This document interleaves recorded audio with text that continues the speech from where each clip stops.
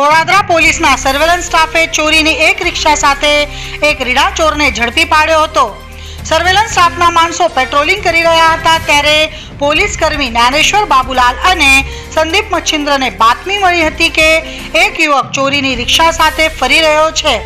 બાતમીના આધારે પોલીસે આરોપીને ઝડપી પાડી રિક્ષા અંગે પોકેટ કોપના માધ્યમથી તપાસ કરતા રિક્ષા ચોરીની હોવાનું અને આ અંગે લિંબાયત પોલીસ મથકમાં ગુનો નોંધાયો હોવાનું જાણવા મળ્યું હતું।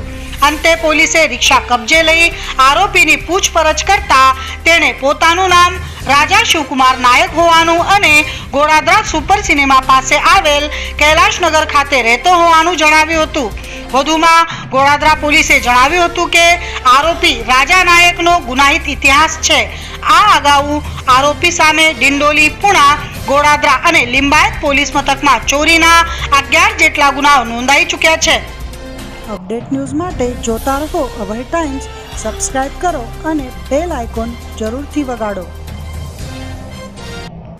અભય થઈને નિષ્પક્ષતાથી નિરપેક્ષ રીતે વાસ્તવિકતાનો અરીસો રૂપી સચોટ માહિતી લાવતો સત્યની સાથે અભય ટાઈમ્સ।